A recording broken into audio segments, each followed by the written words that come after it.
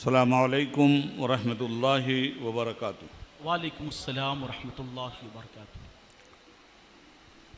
नहमदुहु व नसल्ली अला रसूलिहिल करीम।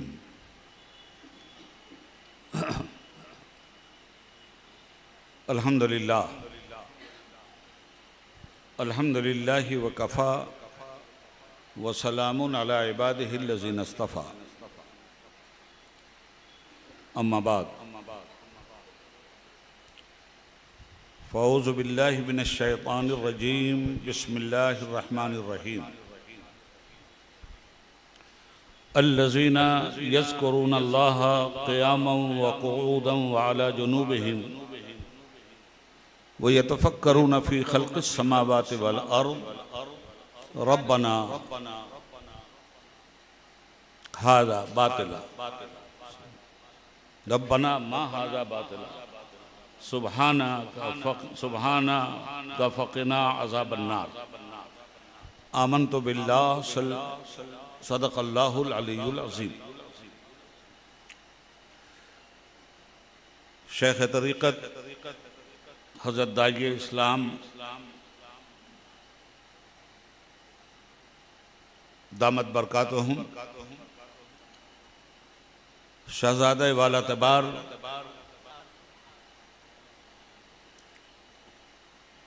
फ़ाज़िल उलूम मशरक़िया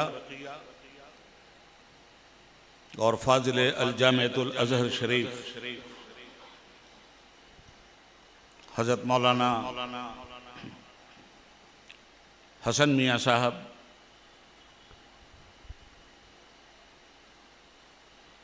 जानशीन साहब सज्जादा, स्टेज पे तशरीफ़ फरमा मुअज़्ज़ज़ उलमाए मिल्लत इस्लामिया,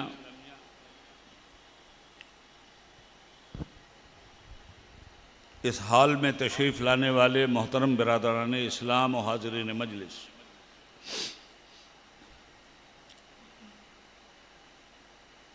आइए हम और आप सबसे पहले दरूद व सलाम पेश करने की बारगाह नबूवत में सआदत हासिल कर लें ताकि गुफ्तगू फैज़ रसालत से बाबरकत बन जाए। अल्लाहुम्मा सल्लि अला सय्यिदना व मौलाना मुहम्मदिन व अला आलि सय्यिदना व मौलाना मुहम्मदिन व बारिक व सल्लिम।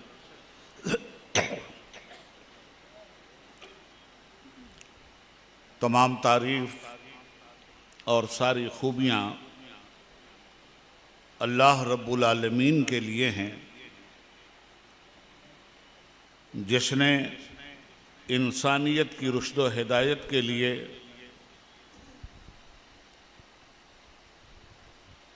आदमियत को गुमराही के दलदल से निकालने के लिए बिदअतों से जिहाद करते हुए सुन्नतों का चिराग जलाने के लिए उस रब्बुल आलमीन ने हमें रहमतुल लिल आलमीन अता फरमाया। सुभान अल्लाह सुभान अल्लाह।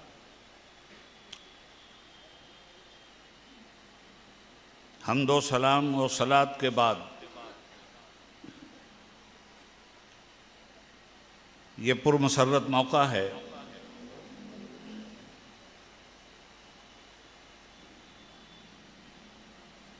कि कोरोना जैसी वबा के ज़माने में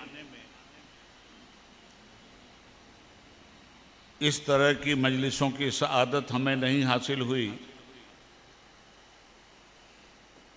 जो हसब रिवायत हर साल हुआ करती थी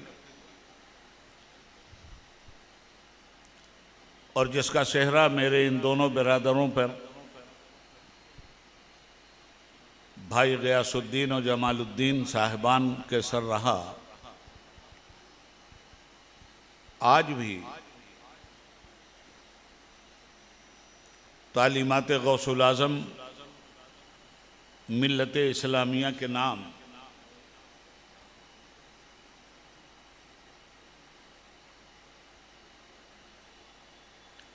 इस मुंतखब इंतखाब के ज़रिए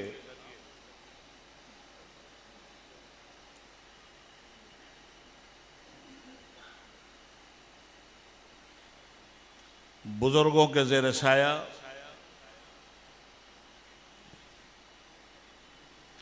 आपसे गुफ्तगू करने की सआदत हासिल हो रही। उलमाए कराम का एक कसीर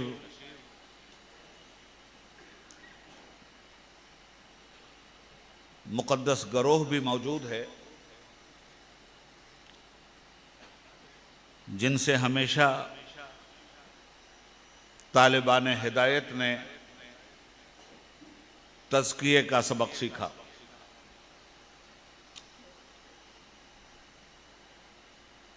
दुनिया में हज़ारों लाखों लोग रोज़ पैदा हो रहे हैं,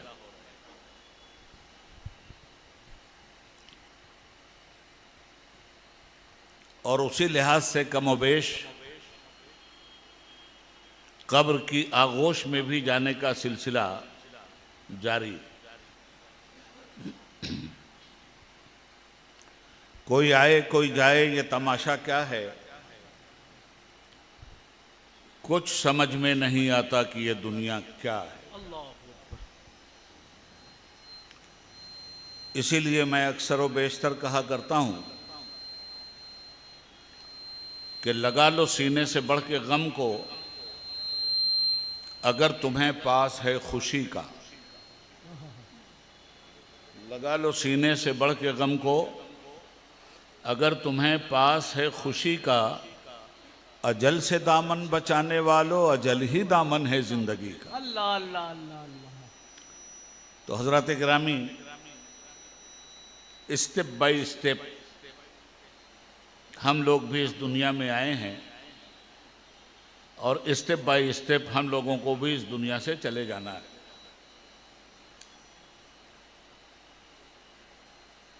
मगर इस दुनिया में आने से पहले ऐसा नहीं था कि हम थे नहीं।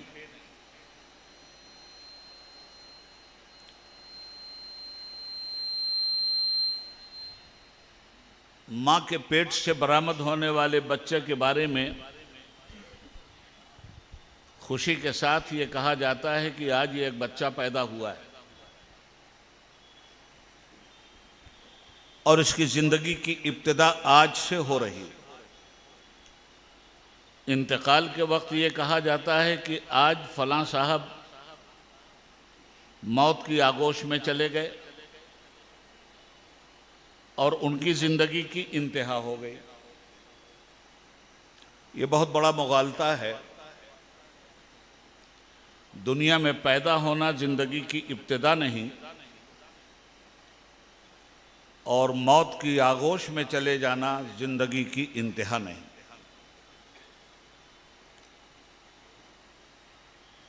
हाँ, एक दौर जरूर था, हल अता अलल इंसान हीनुम मिन अद्दहर वलम यकुन शैअम मज़कूरा। एक दौर इंसानों पे ऐसा गुजरा है कि इंसान कोई काबिले जिक्र वजूद नहीं था।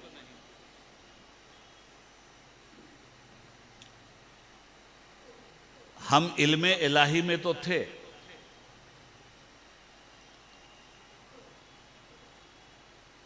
मगर हमारा वजूद नहीं था। हम लोग अक्सर व बेशतर ये बोलते हैं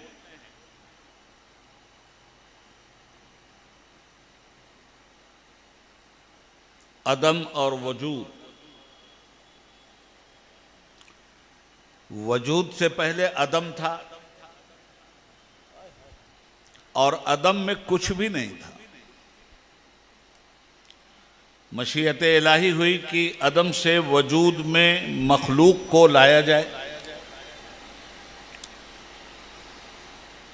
तो अल्लाह रब्बुल आलमीन ने अदम से हमें वजूद बख्शा। यानी वो एक मौत का ज़माना था, बल्कि वो ज़माना ही नहीं था। फिर रब ने यह तय किया कि इंसान को अदम से वजूद में लाया जाए। अपनी मशीयत और खालिकियत से इंसान को वो आलम वजूद में ले आया। और जब आलम वजूद में इंसान आ गया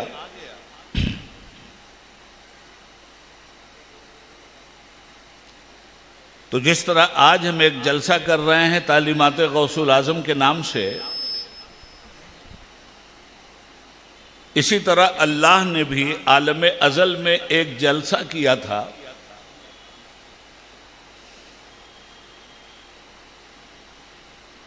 और उस जलसे का नाम परवरदिगार ने मारिफत रब्बानी रखा।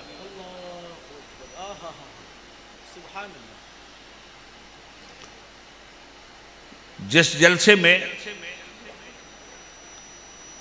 वो अपने बंदों से ये इकरार ले रहा था कि तुम्हें वजूद तो मैंने दे दिया,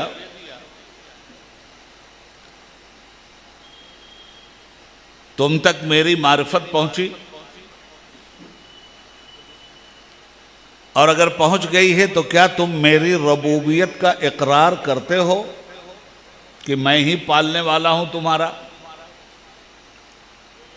मैं ही बख्शिश व मेहरबानी की बारिश तुम पे बरसाने वाला हूं, मैं ही तुम्हें वजूद देने वाला हूं, मैं ही हर लम्हा तुम्हारी निगहदाश्त करने वाला हूं। तो मारिफत रब्बानी का एक इजलास आलम अज़ल में खुद परवरदिगार आलम ने मुनाकिद किया और उसमें क़यामत तक जितने लोग भी पैदा होने वाले थे सबको एक ही जगह जमा कर लिया।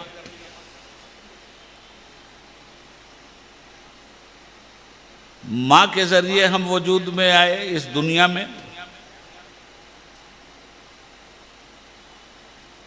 तो ये माँ भी वही थी जहां हम थे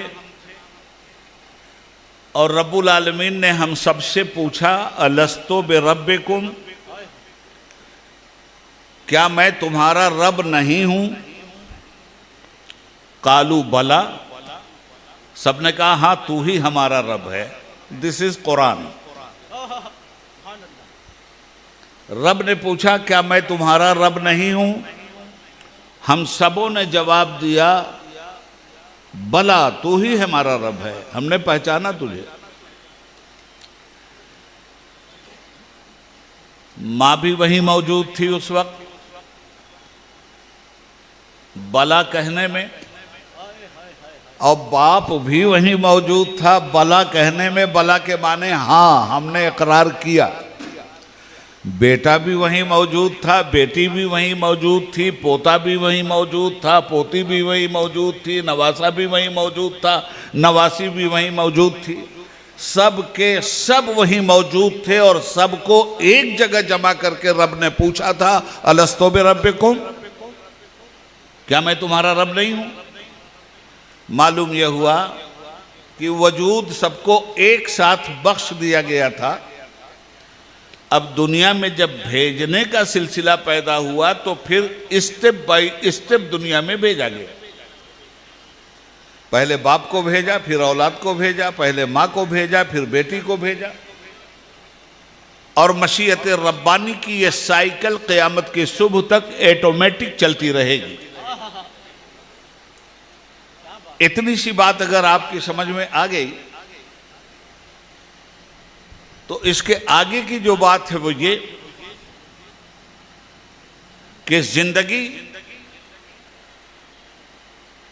मिल गई थी, वजूद से हम और आप सरफराज कर दिए गए थे, तो पहले जिंदगी थी नहीं। जिंदगी जब मिली तो अब मौत का साया जिंदगी पर कभी नहीं पड़ सकता।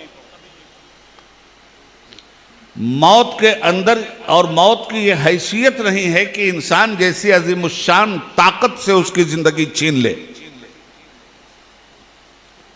मौत की हैसियत क्या है?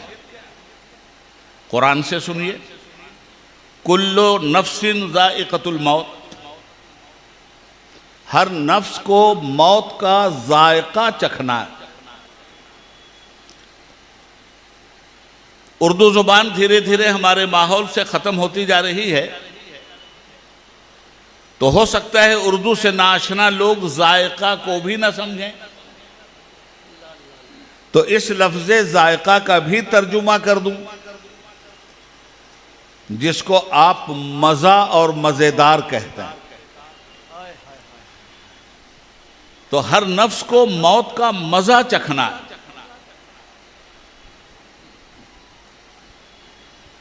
मज़ा देरपा नहीं होता,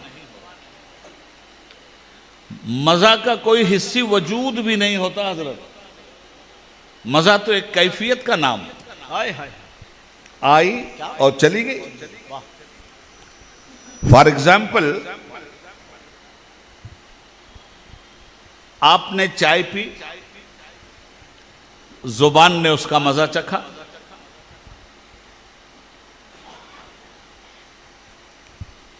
कोई नमकीन चीज उसके बाद खा ली, मजा बदल गया। मगर मुझे आप ये बताइए कि क्या इस मजा में ये ताकत है कि अपने वजूद की गारंटी दे? अल्लाह, एक घूंट पानी का मुकाबला ये मजा नहीं कर सकता। जो ही आपने एक घूंट पानी लिया, मजा रुखसत हो गया। तो जिंदगी मौत का नाम नहीं है, हर नफ्स को मौत का मजा चखना है। मालूम यह हुआ कि जिस तरह चाय और काफी एक मजा है, उसी तरह से मौत भी एक मजा है। इंसान को चखना होगा और उसके बाद मर के टूटा है कहीं सिलसिला कैद हयात। फर्क इतना है कि जंजीर बदल जाती। क्या बात है, क्या बात है। मरे किधर? पैदा जब कर दिए गए तो अब मरना नहीं है। हाँ, जब जिंदगी गफलत में आ जाए तो इस जिंदगी को गफलत से बेदार करने वाले, हयात देने वाले लोगों को परवरदिगार पैदा करता है, और जिसकी हैसियत सबसे ज़्यादा दीन को, इंसान के अखलाक को, इंसान के किरदार को, इंसान की फ़िक्र को, इंसान की तहारत को, इंसान के तमद्दुन को, इंसान के अकीदे को, इंसान के अमल को, इंसान के किरदार को, जिसका वजूद सबसे ज़्यादा जिंदा करता है, उसकी ज़ात को मोहिउद्दीन कहा जाता है। सुभान अल्लाह, सुभान अल्लाह, सुभान अल्लाह। क्या खुलासा किया हुजूर, जिंदाबाद। तो अभी तो हम मोहिउद्दीन पर बात करेंगे, फिर तालीमाते मोहिउद्दीन पर बात करेंगे। अल्लाह अल्लाह अल्लाह अल्लाह, माशाअल्लाह माशाअल्लाह। तो हजरात गिरामी, हुजूर गौस पाक का एक लक़ब है मोहिउद्दीन, दीन को जिंदा करने वाला। अल्लाह। अब ये इंसान, चूंकि फ़लसफ़े मौत मेरा मौजू नहीं है, मगर बात यहाँ से मैंने शुरू की कि अब इस इंसान की बाकायदा तख्लीक हो गई जी। तख्लीक के बाद रब ने अपनी मशीयत के ज़रिए फरिश्तों पे अपना एक इरादा एक दिन जाहिर कर दिया कि अलस्तो बिरब्बिकुम के जवाब में जो बला कहा था इसने कि हाँ, हमने तुझे पहचाना, हम तुझे कभी फरामोश नहीं करेंगे, हम तेरी यादों के चिराग हमेशा अपने अमल के दिलो दिमाग में जलाएंगे। तो अब जरा इसे भेज करके इसका टेस्ट भी ले लिया जाए। अल्लाह अल्लाह अल्लाह।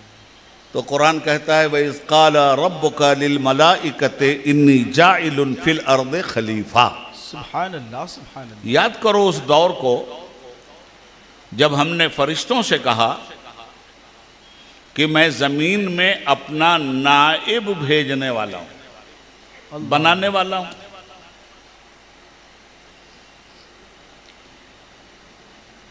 फरिश्ते कहने लगे, कालू अतजलो फ़ीहा मन युफ़्सिदु फ़ीहा व यस्फ़िकु दिमा। क्या कोई ऐसी हस्ती आलिम वजूद में तू ला रहा है जो ज़मीन पे जाके खूनरेज़ी करेगी, फसाद फैलाएगी, फिरका बंदी करेगी?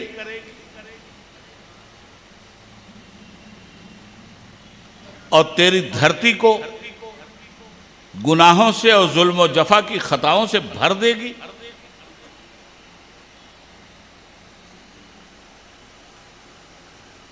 व नहनो नुसब्बिहु व नुक़द्दिसु लक, हम तो तेरी तारीफ़ व तौसीफ़ कर ही रहे हैं मालिक। अल्लाह अल्लाह अल्लाह। आखिर कौन सी ऐसी कमी रह गई है जिस कमी की तलाफी के लिए तूने ये ऐलान किया, इसे हम समझ नहीं पाए। तो फरिश्तों ने अल्लाह के सामने अपनी तस्बीह व तहलील का हवाला दिया। बात समझ में आ रही है ना? ताबिश खंजर एहसास की आगोश में जितनी भी तमन्नाएं वो मुझे मजरूह नज़र आती हैं, और साज़े हस्ती से जितनी भी आवाज़ निशात उठती है वो बारे नाकामी पैहम से दबती चली जा रही है। ये तो नहीं बोल रहा हूँ ना, सादा जुबान में आपसे बात कर रहा हूँ। वरना बात इस तरह भी की जा सकती है, देखो देखो तो ज़रा सुबह फलक देखो तो कितनी तेज़ी से उमड़ने लगी, फिर काली घटा। 22 जनवरी करीब आ रही, मुस्कुराते हुए तारों की पलकें झपक रही हैं, चांद अपनी चांदनी समेटे हुए चला जा रहा है, छोड़कर नक्शे खामोशी वो शफक डूबने के लिए तैयार है। जर्रे जर्रे की निगाहों से तहय्युर आया है, अपने दामन में समेटे हुए तूफान शरर कौंधने के लिए 22 जनवरी को फिर बरक़े तपा है। मैं नहीं इस्तेमाल कर रहा हूं ये जुबान, और समझ सकें तो खामोशी मेरा जवाब भी है। बग गया हूं जुनून में क्या क्या कुछ न समझे खुदा करे कोई।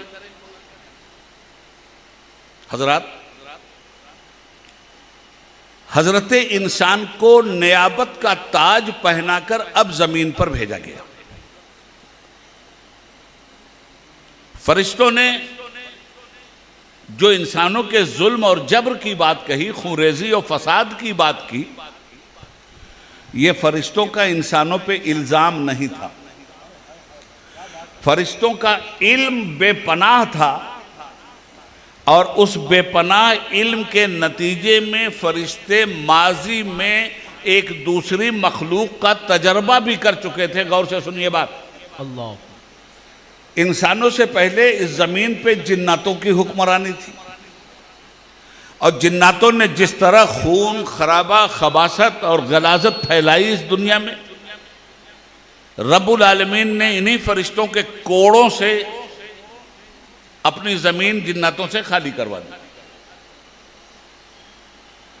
अब फिर दूसरी मखलूक को भेजने का मरहला सामने आ गया, हमको और आपको।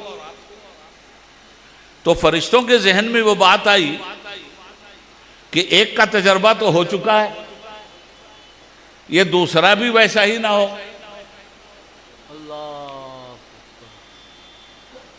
तो उन्होंने सोचा कि रब की तस्बीह व तहलील के अलावा कोई दूसरा काम नहीं होना चाहिए। ये दूसरी मखलूक कहीं ऐसी ना हो कि रब की तस्बीह और तहलील, इबादत और रियाजत से बगावत करके रब से किया हुआ वादा ही भूल जाए। तो फरिश्तों का एक इस्तिफ़हामिया ज़हन था, जिसमें सवाल और सवाल का जवाब हासिल करना पेशे नज़र नहीं था। इस बात को जहन में रखिएगा, इसलिए कि कुरान है ये।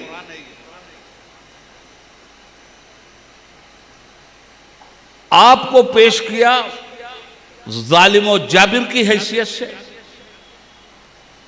फसादी की हैसियत से, कत्ल गारतगर की हैसियत से, और अपने को पेश किया व नहनो नुसब्बिहु बिहम्दिका व नुक़द्दिसु लक की हैसियत से। अल्लाह। तस्बीह हमारा काम, रियाजत हमारा काम, इबादत हमारा काम। मौला, हम तो आपके हुक्म से एक सेकंड हिलते ही नहीं। हमारी तो हालत यह है कि वस्साबिहाते सबहा व नाशिताते नश्ता फल मुदब्बिराते अमरा। सुभान अल्लाह, सुभान अल्लाह। हम तो एक सेकंड नहीं रुकते। अल्लाह अल्लाह अल्लाह। एक जुमले में जवाब दिया है रब्बुल आलमीन ने, अपनी उस मलकूती बंदगी का ताज अपने सर पे रखने वालों को। काला इन्नी आलमो माला तालमो। रब ने कहा, फरिश्तों, मैं जो जानता हूं तुम नहीं जानते। अच्छा, जानना किस बात की अलामत है? देखिए, आज उबैदुल्लाह आज़मी के हत्थे आप चढ़े, अल्लाह अल्लाह अल्लाह, और मैं जब तक उर्दू की सुर्दू नहीं करूंगा आपको छोड़ूंगा नहीं। अल्लाह। जब तक हिंदी की चिंदी नहीं करूंगा आपको छोड़ूंगा नहीं। जब तक अंग्रेजी की रंगरेजी नहीं करूंगा आपको नहीं छोड़ूंगा। आज मैं आपको कुरान पढ़ाऊंगा और आपको कुरान पढ़ना होगा। मेरे पास आलतू फालतू बातें न कभी करने का मौका रहा और न मैं इस मजलिस में किसी आलतू फालतू बात को जायज समझता हूँ। क्या बात है, सुभान अल्लाह सुभान अल्लाह। बरगे हिना पे लिखता हूं मैं दर्द दिल की बात, शायद कि रफ्ता रफ्ता लगे दिलरुबा के हाथ। हज़रत गिरामी, दो चीजें सामने आई ना।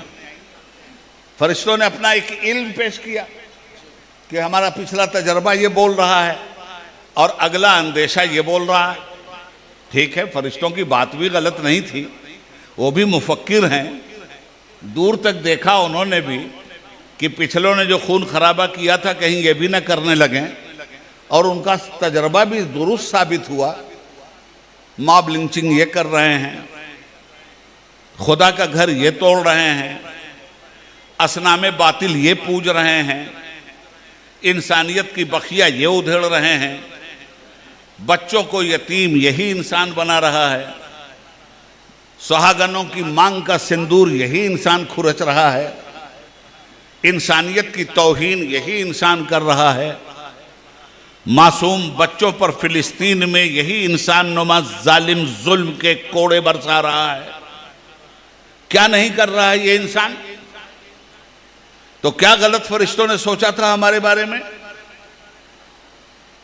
ये जमीन पे जाएगा, खूनरेजी करेगा, फसाद करेगा। क्या हमने अपनी बदअमली से यह साबित नहीं किया? इसके बावजूद कुदरत कहती है इन्नी आलमो माला तालमून।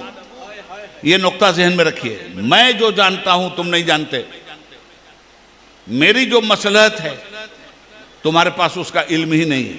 क्या मतलब हुआ इसका?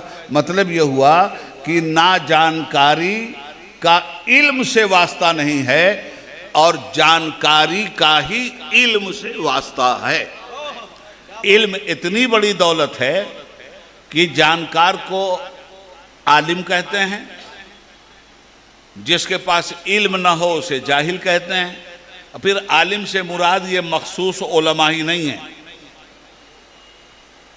ये आलिम है, मगर ऐसा नहीं कि इंजीनियर आलिम नहीं है, वो भी आलिम है। ऐसा नहीं है कि डॉक्टर आलिम नहीं है, वो भी आलिम है। ऐसा नहीं है कि साइंटिस्ट आलिम नहीं है, वो भी आलिम है। ऐसा नहीं कि सियासतदान आलिम नहीं है, वो भी आलिम है। ऐसा नहीं कि ताजिर आलिम नहीं है, वो भी आलिम है। ऐसा नहीं कि काश्तकार आलिम नहीं, वो भी आलिम है।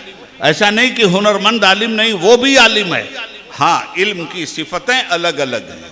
ये स्टेज पे बैठे हुए कुरान के आलिम हैं, दीन के आलिम हैं, फ़िक़्ह इस्लामी के आलिम हैं, नज़रियात इस्लामी के आलिम हैं, तारीख़ इस्लामी के आलिम हैं। मगर खेती बाड़ी करने वाला वो माशियात का आलिम है, कंस्ट्रक्शन करने वाला वो कंस्ट्रक्शन का आलिम है, दवा देने वाला, ऑपरेशन करने वाला वो मेडिकल साइंस का आलिम है। तो आलिम कहते हैं जानकार को। फरिश्तों ने जो कहा तो अल्लाह ने जवाब दे दिया इन्नी आलम माला तालमून, हम जो इल्म रखते हैं तुम नहीं रखते। पता ये चला कि आदमी वहां मफजूल हो जाता है जहां किसी फाजिल से सबका उसका पड़ता है। फाजिल के मुकाबले में मफजूल की हैसियत नहीं होती, तो मफजूल फाजिल के सामने सरे इताअत खम करता है। और कुरान करीम क्या कहता है? फसअलू अहले ज़िक्र इन कुंतुम ला तालमून। तुम्हारे पास अगर इल्म नहीं है तो अहले इल्म से सवाल करो, अहले इल्म से पूछो। तो रब ने कह दिया था इन्नी आलम माला तालमून। मगर अब इस इल्म की हैसियत को भी वाज़े करना था, तो फरिश्तों का भी इम्तिहान ले लिया और आदम का भी। फरिश्ते देख रहे थे कि ये जालिम है, और हर दौर के जालिम इंसान ने फरिश्तों के इस जुमले पे महरे तस्दीक सब की है कि फरिश्ते सही कह रहे थे। मगर कुदरत ये कह रही है कि फरिश्तों,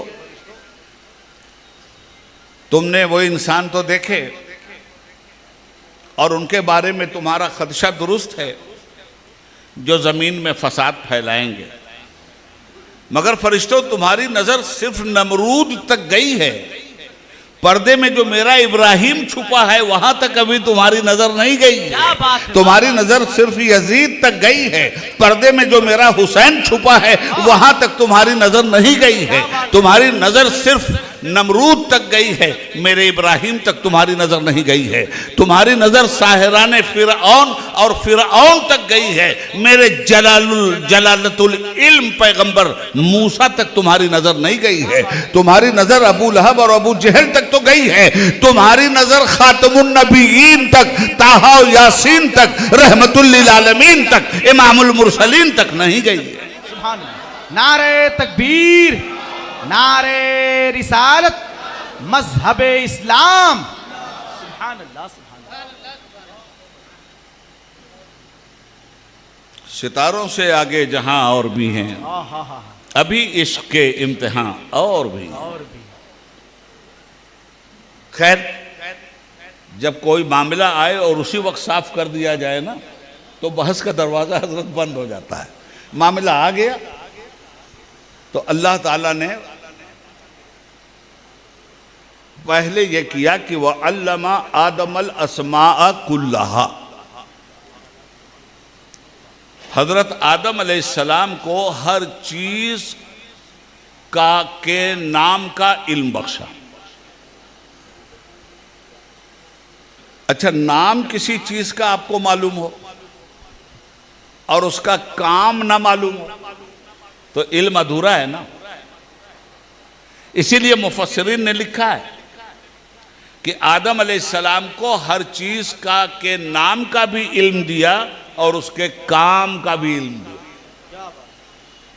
कुल्लहा, एक लतीफ नुक्ता अकीदे के एतबार से आपके सामने रख दूं, आदम से मोहम्मद हैं या मोहम्मद से आदम हैं सल्लल्लाहु अलैहि वसल्लम। माशाअल्लाह, माशाअल्लाह।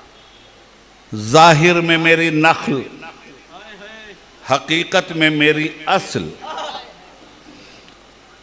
और हजरत इमाम मोहम्मद रजा फाजिल बरेलवी अलैहि रहमत का ये शेर है, जाहिर में मेरी नख्ल, हकीकत में मेरी असल, उस गुल की याद में ये सदा बुल बशर की है। हजरत इब्राहिम अलैहिस्सलाम कहते हैं, जाहिर में तो मेरी नख्ल है मोहम्मद, हकीकत में मेरी असल है मोहम्मद सल्लल्लाहु अलैहि वसल्लम। इसलिए कि होते कहाँ खलीलो बिना काबो मिना, लौलाक वाले साहबी सब तेरे घर की है। हजरत, मैं अपने मौजू से नहीं हटूंगा। एक इंसान में क्या है और जब अपनी हैसियत खो दे तो क्या हो जाता है, मामला यहां है। वह अल्लमा आदमल अस्मा कुल्लहा सुम्मा अरदहुम अलल मलाइकति फ़क़ाल अंबिऊनी बिअस्माइ हाउलाई इन कुंतुम सादिक़ीन। आदम अलैहिस्सलाम को हर चीज़ का इल्म बख्शा, उसके बाद हर चीज़ फरिश्तों के सामने फैला दिया। कहा बताओ ये क्या है, ये क्या है, ये क्या है, ये क्या है, ये क्या है। आदम अलैहिस्सलाम को सिखाया, पूछा नहीं, अभी हर चीज़ का इल्म सिर्फ सिखला दिया। ये लाउड स्पीकर है, इसका काम दूर तक आवाज़ पहुंचाना है। ये लाइट है, इसका काम अंधेरे को दूर करना है। ये कपड़ा है, इंसान के वजूद की जीनत बनना है। ये सब बता दिया आदम अलैहिस्सलाम, एक एक चीज। इसलिए कि वअल्लमा आदमल अस्माअ कुल्लहा, यहां कोई गलत ताबीर और तावील काम नहीं कर सकती। याद रखिएगा इस बात को। यहां अगरचे मगरचे नहीं चलने वाला। कुदरत ने दरवाजा बंद कर दिया। वअल्लमा आदमल अस्माअ कुल्लहा, हमने हर शय का इल्म आदम को दिया। तो मैं आपसे एक ही बात कहूंगा कि जब आदम अलैहिस्सलाम के इल्म की यह हालत है तो मुअल्लिम कायनात मुहम्मदुर रसूलुल्लाह सल्लल्लाहु अलैहि वसल्लम के इल्म का अंदाजा लगाया जा सकता है। अरे उनका इल्म तो इन्ना अतैना कल कौसर है भाई। कौन पहुंचेगा इस कौसर तक? इंशाअल्लाह कभी इस मौजू पे बोलूंगा। आज तो ज़िमनन ये बातें मैं आपको बता रहा हूं कि तमाम चीजें फरिश्तों के सामने कर दी। बताओ इनके नाम क्या जवाब दिया था फरिश्तों ने सारी चीजें देखकर? कालू सुब्हानका ला इल्म लना इल्ला मा अल्लमतना इन्नका अंतल अलीमुल हकीम। सुनिए इल्म कहाँ कहाँ आ रहा है और कैसे कैसे लफ्ज़ इल्म की गर्दिश होती जा रही है, वो मुलाहिजा फरमाइए आप। फरिश्तों ने कहा परवरदिगार, हर ऐब से पाक सिर्फ तेरी जात है, हमारे पास उतना ही इल्म है जितना तूने बख्शा है, बेशक उससे ज्यादा हमारे पास इल्म नहीं है।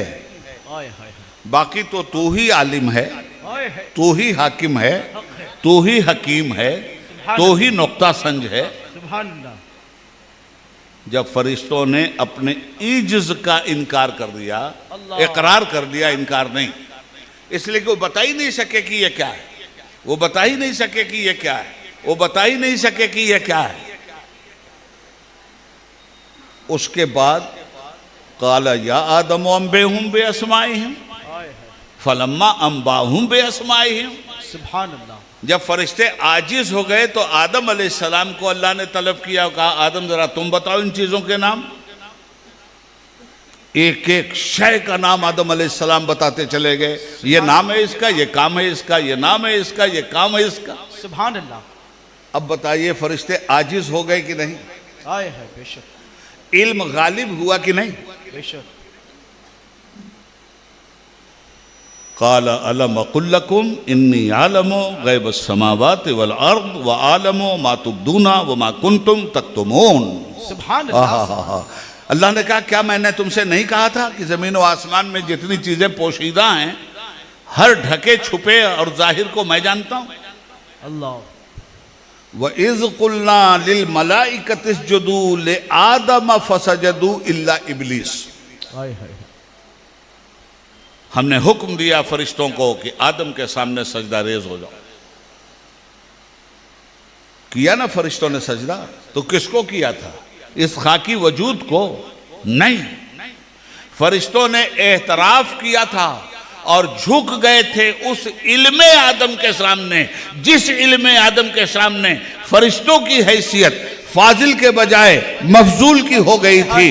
तब रब ने कहा हर वो आदमी, हर वो शख्स जो जाहिल, जो गैर आलिम है या इल्म कम रखता है, ज्यादा इल्म रखने वाले के मुकाबले में उसकी सरिश्त और नेचर में ये बात डाल दी गई है कि अपने से ज्यादा इल्म रखने वाले का एहतराम उसके लिए जरूरी है, उसकी कदर व मंजिलत उसके लिए जरूरी है। यही फरिश्तों की सुन्नत है। वाह वाह वाह, सुभान अल्लाह सुभान अल्लाह सुभान अल्लाह। खैर, अब इंसानों का सिलसिला शुरू हुआ। तो इस दुनिया में जब भेजा तो पढ़ा के भेजा था। हम जब इस दुनिया में आते हैं, चले कहां से? रोजे अजल से। आए कहां? बाप की पुश्त में, उस वक्त भी जिंदा थे। 9 महीने मां के पेट में रहे, उस वक्त भी जिंदा थे। इस दुनिया में आए, यहां भी जिंदा हैं, और वो मरने के बाद जो मौत की आगोश में जाते हैं, वजूद की इंतहा नहीं होती। यही वजूद मौत के दरवाजे से जिंदगी के दूसरे दौर में दाखिल हो जाता है। अल्लाह। मरा किधर है ये? तो हजरात, अब इंसानों को दुनिया में भेजा गया। चले, कहानी बड़ी लंबी है, मैं बाईपास करके चल रहा हूं। क्या बात है। आगे आदम अलैहिस्सलाम को भेजा, इल्म की भरपूर रोशनी में भेजा। याद रखिएगा, आलिम भेजा गया था, जाहिल नहीं भेजा गया था जमीन पर। हम डार्विन के फलसफे को कबूल करने के लिए तैयार नहीं हैं कि इंसान पहले बंदर था, अब इर्तिकाई शक्ल में आकर उसका बाप बंदर रहा होगा, उसकी कौम बंदर होगी। इंसान बंदर था, तुम ये कह रहे हो। इंसान जानवर था, तुम ये कह रहे हो। अजमत इंसानी कि तजलील कर रहे हो। इंसान की अजमत को कुरान ने बयान किया है। इंसान न जानवर था, न इंसान बंदर था।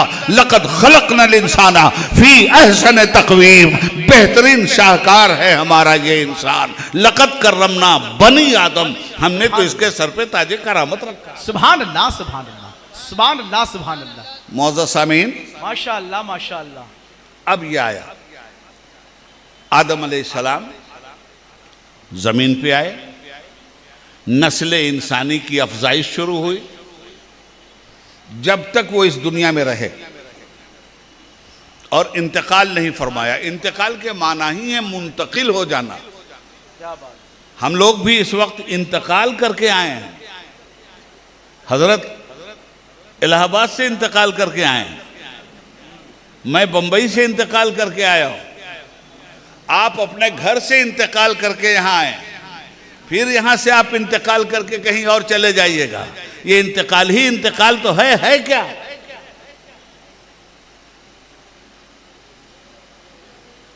आदम अलैहिस्सलाम इस दुनिया में जब तक थे, औलादे आदम सही चली। हाँ, एक बेटे ने बगावत कर दी, काबिल ने। शरीयत आदम तोड़ा। जुड़वा बच्चे जो पैदा होते थे वो सगे भाई बहन कहलाते थे, और भाई बहन की शादी आपस में हो नहीं सकती थी।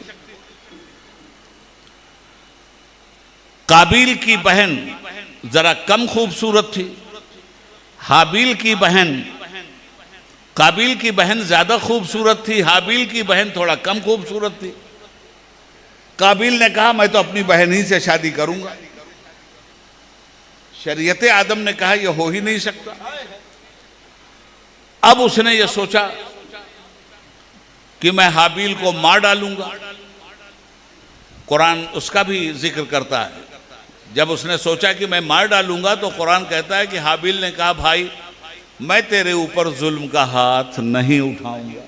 अभी देखो, जहां इंसान बहका है वहीं से इंसानियत के रुश्द हिदायत का एक मीनार भी खड़ा हुआ है। बहकने वाला काबिल की शक्ल में हमें दिखाई देता है, हिदायत याफ्ता हाबिल की शक्ल में हमें दिखाई देता है। चला सारा मामला। तौहीद परस्त रही दुनिया, शिर्क का नामो निशान नहीं था। आदम अलैहिस्सलाम के दुनिया से जाने के बाद नूह अलैहिस्सलाम के ज़माने में ये बुत परस्ती शुरू हो गई। तरीका क्या रहा इसका, 2 मिनट इस पे लूंगा, उसके बाद सीधे बगदाद पहुंचाऊंगा आपको। कैसे ये बुत परस्ती शुरू हुई। उस जमाने में 5 बुजुर्ग थे जिन्हें वलायत का दर्जा हासिल था, और 5 का नाम कुरान ने बयान किया। तो जब बुजुर्ग मिल जाएं तो अकीदतमंद बहुत मोहब्बत के साथ उनके रहते हैं, और अपना कोई बुजुर्ग इंतकाल कर जाए तो अकीदत केश तो एक जमाने तक आंसू बहाता, ताब ही नहीं लाता। उन 5 बुजुर्गों को इस कदर मुसलमान मानते थे कि वो उस जमाने में गोया उनके पीर थे। जब 5 का इंतकाल हुआ तो बहुत रोई कौम, इतना दिन रात उनके गम में रोते थे लोग। तब इब्लीस इंसान की शक्ल में आया इस उम्मत के पास, और उसने कहा तुम लोगों का रोना धोना मुझे देखा नहीं जाता, तुम्हारे सब्र की एक समत मैं मुतय्यन कर देता हूं ताकि कुछ तो तुम लोगों को इत्मीनान हो जाए। अब बुजुर्ग की शक्ल में आया था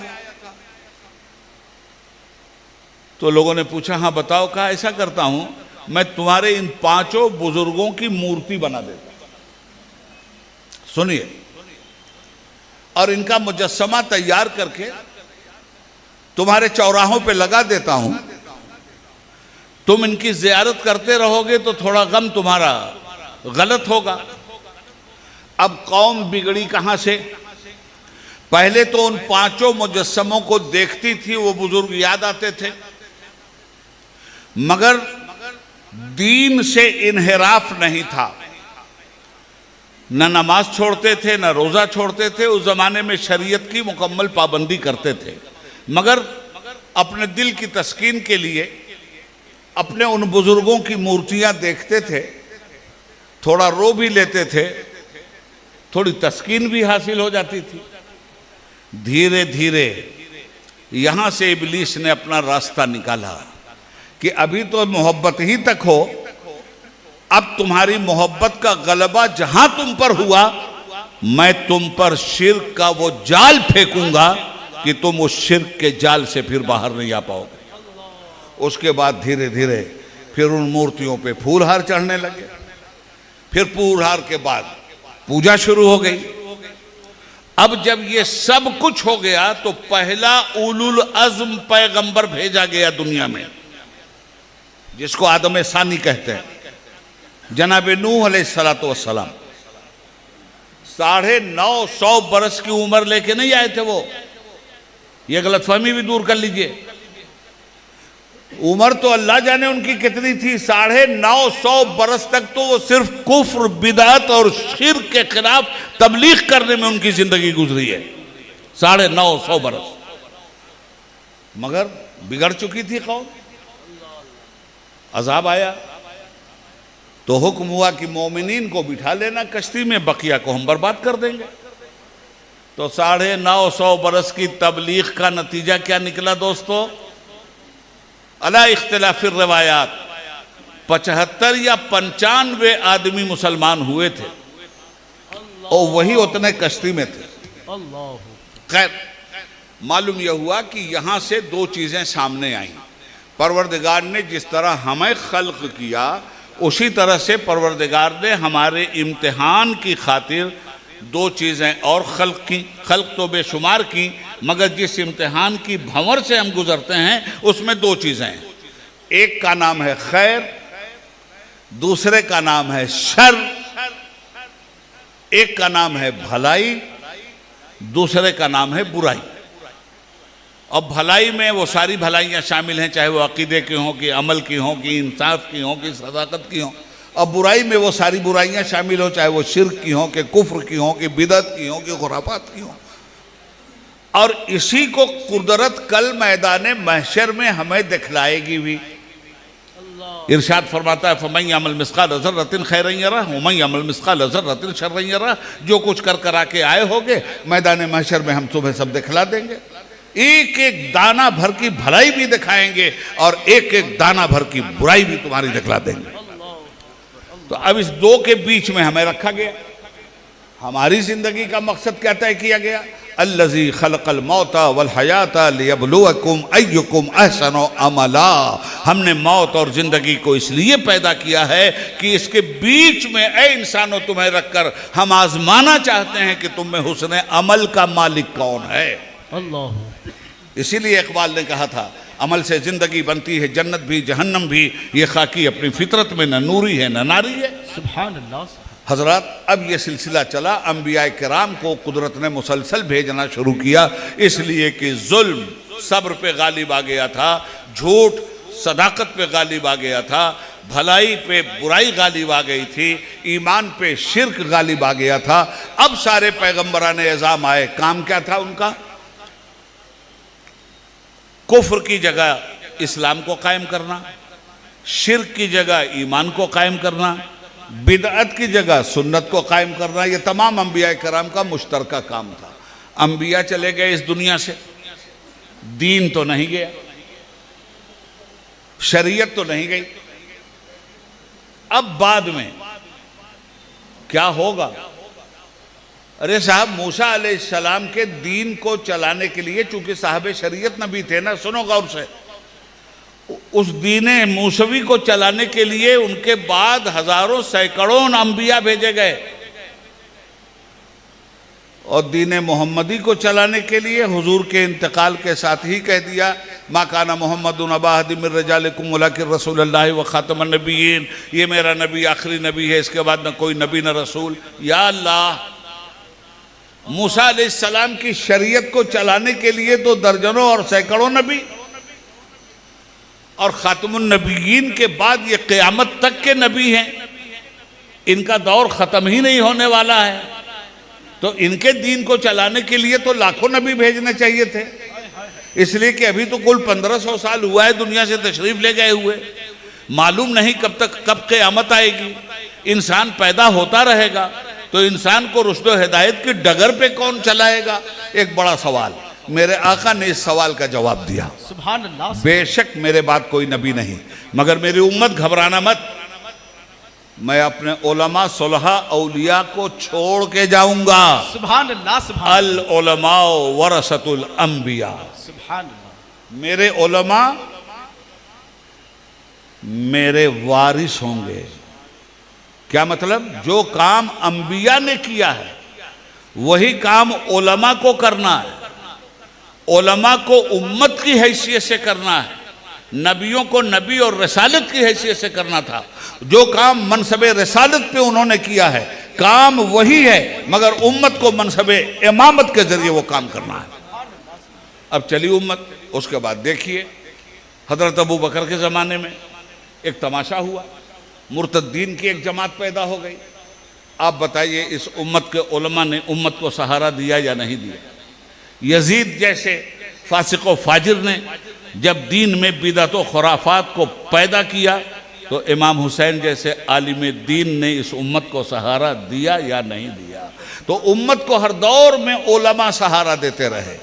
उलमा, और उलमा की भी डिफिनेशन बता दूं, किसी मदरसे से सनद याफ्ता आदमी के लिए ज़रूरी नहीं है कि वो उलमा की सफ़ में शामिल हो। मैं सिर्फ सनद याफ्ता की बात नहीं करता, प्लस तालीम याफ्ता की भी बात करता हूँ। मदरसे से सनद याफ्ता भी हो, तालीम याफ्ता भी हो, ज़रूरी नहीं है कि वो उलमा के मेयार पर उतरे और उलमा की मंतिक तक उसको पहुँचाया जाए। उलमा की डिफिनेशन है। उलमा की डिफिनेशन क्या है?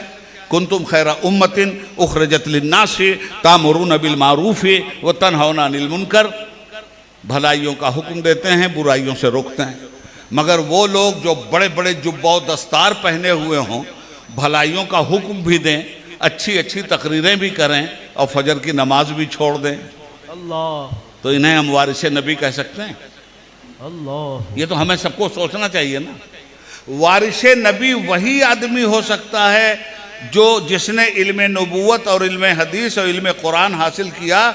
उसको वारिस नबी होने का उसी वक्त हासिल है जब उसकी जिंदगी से बिदअत खुरच खुरच के फेंक दी गई हो और सुन्नतों का चिराग अपने हर अमल से वो जला रहा हो, जब उसकी जिंदगी के करीब कुफ्र का शायबा भी ना आने पाए और शिर्क के बाजू भी अपनी अकड़ न दिखाने पाए। कहीं से जिंदगी में शिर्क दाखिल ना हो, कहीं से जिंदगी में कुफ्र दाखिल ना हो, कहीं से जिंदगी में खुराफात दाखिल ना हो, कहीं से जिंदगी में बिदात दाखिल ना हो, कहीं से जिंदगी में नफसानियत दाखिल ना हो, कहीं से जिंदगी में रिया दाखिल ना हो। अगर इस बुनियाद पर कोई आलिम अपने वजूद को लेकर मंजर आम पे आता है, यकीनन वही वारिस अंबिया है। सुभान अल्लाह, सुभान अल्लाह, सुभान ये अल्लाह। वारिस अंबिया की डिफिनेशन है। वाह वाह वाह, सुभान अल्लाह, सुभान अल्लाह। अब ये 5वीं सदी हिजरी में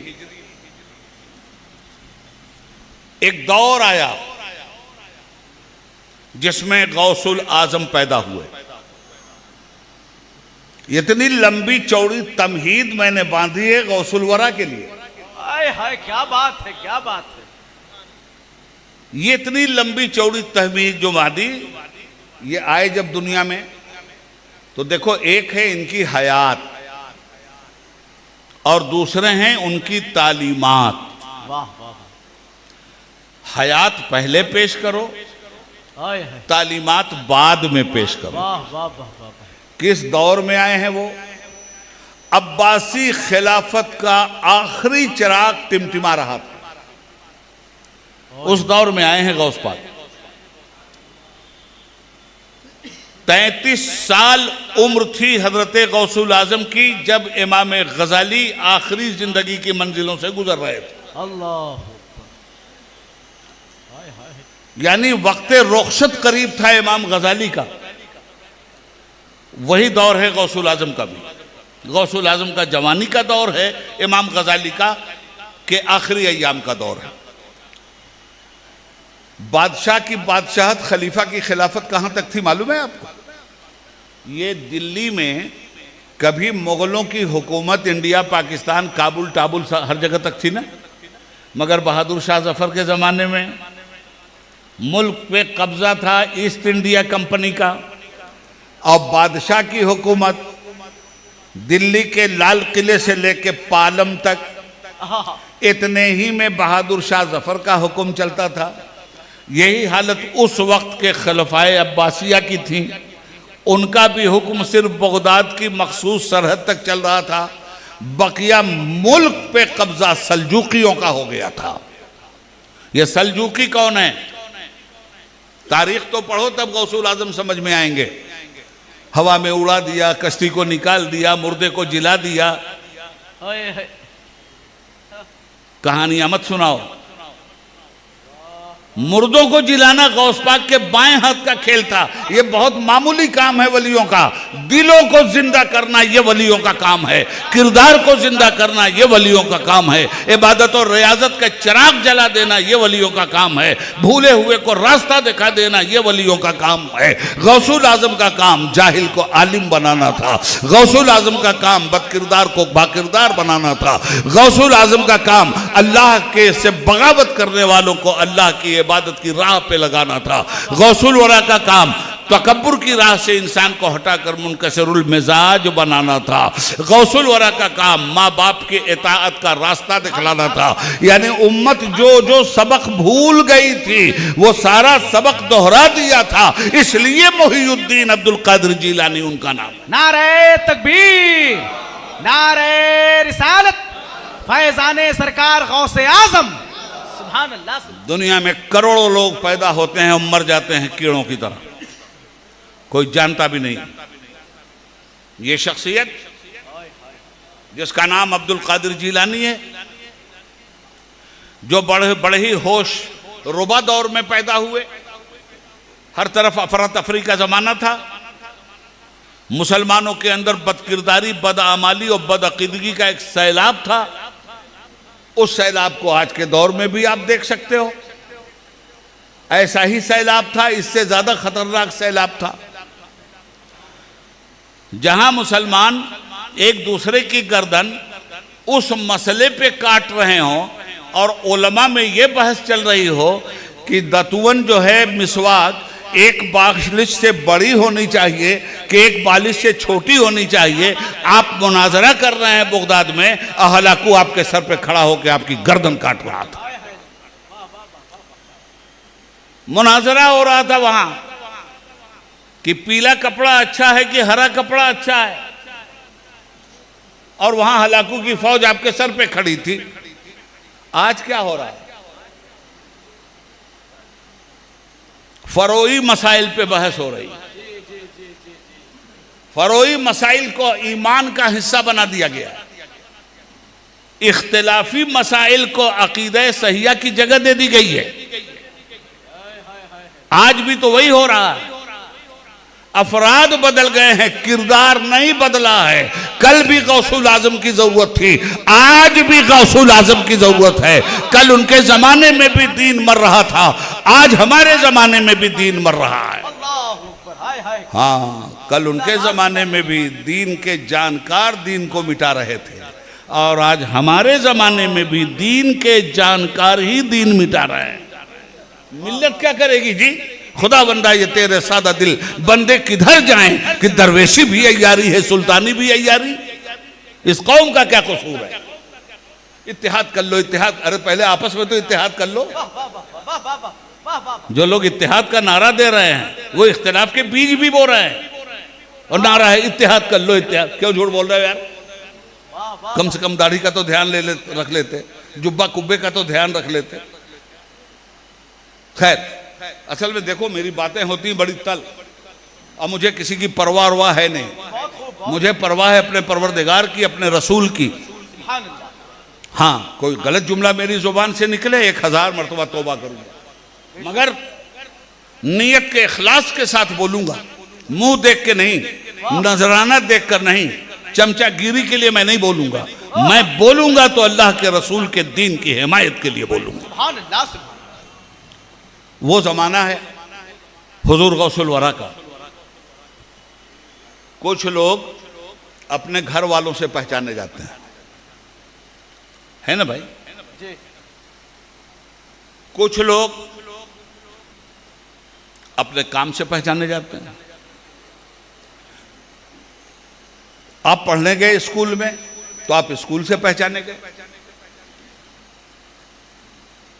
इंजीनियर हो गए तो डिग्री से पहचाने गए, मौलवी हो गए तो दस्तारे फजीलत से पहचाने गए। तो कुछ लोग अपने घर वालों से पहचाने जाते हैं, कुछ लोग अपने गांव से पहचाने जाते हैं, कुछ लोग अपने सूबे से पहचाने जाते हैं, कुछ लोग अपने कॉलेज से पहचाने जाते हैं, कुछ लोग पार्लियामेंट से पहचाने जाते हैं, कुछ लोग कानून से पहचाने जाते हैं, कुछ लोग इबादत से पहचाने जाते हैं। सैयदना शेख अब्दुल कादिर जीलानी रहमतुल्लाह ताला अलैह की वो बाबरकत ज़ात है जो सिर्फ अपने घर से नहीं पहचाने गए, घर भी उनसे पहचाना गया। सुभान अल्लाह, सुभान अल्लाह। सिर्फ अपने वालिद की बाबरकत फैज माआब बुलंदी से नहीं पहचाने गए, अपनी बुलंदी से भी पहचाने गए। सुभान अल्लाह, सुभान। सिर्फ वो तकवा से नहीं पहचाने गए, तकवा भी उनसे पहचाना गया। सिर्फ वो सजदे से नहीं पहचाने गए, सजदे की अहमियत भी उनसे पहचानी गई। सिर्फ वो हिल्लत व हुर्मत से नहीं पहचाने गए, हिल्लत व हुर्मत का फलसफा भी उनसे पहचाना गया। सिर्फ वो इल्म से नहीं पहचाने गए, इल्म भी उनसे पहचाना गया। सिर्फ वो किरदार से नहीं पहचाने गए, किरदार भी उनसे पहचाना गया। सिर्फ वो सूफी होने की बुनियाद पे नहीं पहचाने गए, इल्म तसव्वुफ भी उनसे पहचाना गया। सिर्फ कुरान से वो नहीं पहचाने गए, कुरान की खिदमत करके कुरान की भी पहचान उन्होंने दुनिया के सामने रखी। वो कौन सी नेकी है जो गौसुल आजम के दामने करम से आफताब की किरण को शर्माते हुए दुनिया के जुल्म और जहूल के हिसारे जुल्मत में दरख्शंदा महताब व आफताब बनकर न चमक रही हो। सुभान अल्लाह, सुभान अल्लाह। वाह वाह वाह वाह वाह। हर फजीलत के वो जामे हैं नबूवत के सिवा। कैसा बचपन है जी उनका। वो बातें नहीं सुनाऊंगा जो बार बार सुन चुके हो, वो सुनाऊंगा जिसे कम सुना है या सुना ही नहीं है। उनकी हैसियत को करामत से मत पहचानवाओ। डूबी हुई कश्ती से निकाल दिया। आज दुनिया कहती सबूत दो, तो एक सबूत देने के लिए तैयार नहीं। मियां आज की पढ़ी लिखी दुनिया है, इसे सबूत चाहिए। बात वो करो जिसके पीछे सबूत मौजूद हो। सिर्फ अकीदत की बोली मत बोलो, अकीदत की बोली में गुलू भी हो सकता है। हकीकत की बोली बोलो, हकीकत की बोली में गुलू नहीं होता और हकीकत की बोली अकीदत से अलग नहीं। वाह वाह वाह। सुनिए गौसुल आजम को। सुभान अल्लाह। सैयदना गौसुल आजम रज़ी अल्लाह ताला अन्हु मादरजाद वली तो थे ही, उसमें कोई शक नहीं। सुनिए एक बात और बताऊं, हमारे मौलाना साहब तकरीर कर रहे थे तो उन्होंने कुछ दिन, कुछ महीने, कुछ गिनवाया था ना आपने, कुछ तारीखें, कुछ नाम वगैरह सरकार गौसुल आजम की निस्बत से। एक चीज मैं बता दूं आपको, कुरान करीम में लफ्ज़े वली, लफ्ज़े वलायत और लफ्ज़े औलिया, लफ्ज़े वली, लफ्ज़े वलायत, लफ्ज़े औलिया कितनी बार आया है मालूम है? नहीं मालूम। लफ्ज़े वली, लफ्ज़े औलिया, लफ्ज़े वलायत 30 पारे में 99 बार आया। सुभान अल्लाह, सुभान। कितनी बार? 99। हुजूर गौसुल आजम की उम्र कितनी हुई थी? 99 बरस। ऐसी वलायत है, ऐसे वली हैं, ऐसे औलिया हैं। नारे तकबीर, नारे रिसालत, अजमत सरकार गौसे आजम, हयात सरकार गौसे आजम सुभान अल्लाह सुभान अल्लाह। गौसुल आजम की हयात को समझिए। वालिद का इंतकाल हो गया था, घर की जिम्मेदारी गौसुल आजम के ऊपर आन पड़ी थी। खेती बाड़ी थी आपके पास,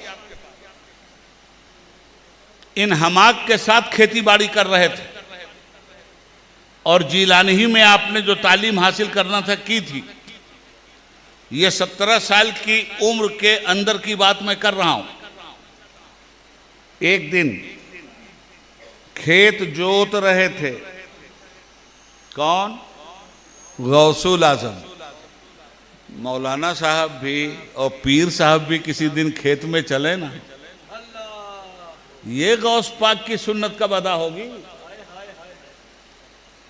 नियाज मलिदा तो है ठीक, ये मेहनत और मुशक्कत भी तो गौसे पाक की सुन्नत है भाई। हल जोत रहे हैं गौसुल आजम, एक बैक हातिफे गैबी से एक आवाज आई, अब्दुल कादिर तुम्हें इस काम के लिए तो नहीं पैदा किया गया है। डर गए, भाग के आए, मां की आगोश में छुप गए। मां, मैंने ये आवाज सुनी है। मां के लबों पर तबस्सुम खेल गया, इसलिए कि मां वली थी ना। थे तो ये भी मादरजाद वली, मगर अब ये वलायत जो पर्दे खिफा में थी, इसके इजहार का वक्त आया। अब्दुल कादिर, तुम 2-4 एकड़ जमीन जोतने के लिए नहीं पैदा किए गए हो, तुम अकीदे की बंजर जमीन जोतने के लिए पैदा किए गए हो, अमल की बंजर जमीन जोतने के लिए पैदा किए गए हो, इखलाक की बंजर जमीन जोतने के लिए पैदा किए गए हो, इल्म की बंजर जमीन जोतने के लिए पैदा किए गए हो। अब्दुल कादिर फरमाते हैं, मैं डरा हुआ आया और अपनी छत पे चला। तो छत पे जाने के बाद एक आवाज आई, अब्दुल कादिर वो देखो मैदान अरफात में हाजियों का हज देखो। अब्दुल कादिर फरमाते हैं, मेरे रब ने पर्दा हटा दिया और मैं अपने घर की छत से 9वीं जिलहिज्जा को मैदान अरफात में हाजियों को लब्बैक अल्लाहुम्मा लब्बैक कहते हुए सुन रहा था। अल्लाह अकबर, सुभान अल्लाह। तो कुदरत पर्दे तो हटाती है जी, क्या बात। जो वली कामिल हो उसके सामने हमें क्या मालूम, हम आप ये देख रहे हैं कि यहाँ कुछ नहीं है। ये हमारी निगाहों की कसाफत है, जो हमें यहां से लेके छत तक कुछ नहीं दिखलाई देता। किसी साहब नजर की नजर से देखो तो मालूम नहीं कितने अवामिल नजर आएंगे। इसकी मिसाल दे दूं, हजरत इमाम आजम अबू हनीफा रज़ी अल्लाह तआला अन्हु फरमाते हैं, मैं कूफा की मस्जिद में दाखिल हुआ तो मैंने देखा कि एक आदमी वजू कर रहा है। मैंने जब उसका वजू देखा तो मैं कांपने लगा, हिलने लगा और मेरी आंखों से आंसू चलने लगे। फरमाया जब वो वजू कर चुका तो मैं उसको ले गया मस्जिद के एक कोने में और उसकी आंखों से भी बेपनाह आंसू चल रहे थे। हजरत ने हाथ पकड़ा और फरमाया, भाई क्या तू थोड़ी देर पहले जिना कर रहा था? अल्लाह सुनिए, पैरों में गिर गया। कहा, सरकार उस औरत और मेरे दोनों के अलावा किसी तीसरे को ये नहीं मालूम, आपको कैसे मालूम हुआ कि मैं इतना बड़ा गुनाह करके आया हूं, इसीलिए तो यहां रो रहा हूं। फरमाया, जा तुझे खुशखबरी देता हूं, मेरा मौला तेरी दुआ और तेरे गुनाह को बख्श चुका है, मेरा मालिक तुझे माफ कर गया है। कहा, हुजूर दलील क्या है? कहा, खुदा की कसम जब तू नदामत के जरिए वजू कर रहा था तो मैं तेरे वजू के पानी से तेरे जिना के गुनाह को झड़ते हुए देख रहा हूं। सुभान अल्लाह सुभान अल्लाह। ये होती है निगाहे वलायत। तो किसी वली को जब पेश करो दोस्त तो उसकी उस शान अजमत के साथ पेश करो। हुजूर गौसुल आजम ने 18 साल की उम्र के बाद 8 साल तक मदरसा निजामिया में तालीम हासिल की बगदाद में। पहला अमल डाकुओं के काफिले को लूटने वाला उलमा से आपने सुना, और उसी माहौल में झूठ का सहारा न लेकर सच्चाई को तश्त अज़बाम किया था शेख अब्दुल कादिर जिलानी अलैहि रहमत ने। तो पहला सबक राह खुदा में इल्म खुदा हासिल करने के लिए गौसुल आजम अपने अमल से ये दे रहे हैं कि सिद्क़े मकाल, हमेशा सच बोलना। और उस सच की बरकत भी देखी गई। डाकू रोने लगे। अहमद डाकू सरदार था, हाथ पे तौबा किया, बैत किया, कहा जब ये बच्चा अपने खुदा से इतना डरता है और अपनी माँ का हुक्म नहीं टालता, हमने तो बेपनाह हुक्म टाला है, मैं वाकया नहीं बयान कर रहा हूँ। और उसके बाद उसने बैत कर लिया। आज जिसको देखो सिलसिले कादरिया में बैत हुआ तो नाम के आगे कादरी लग गया। लगाता है कि नहीं लगाता है? सिलसिले चिश्तिया में आया, नाम के आगे चिश्ती लग गया।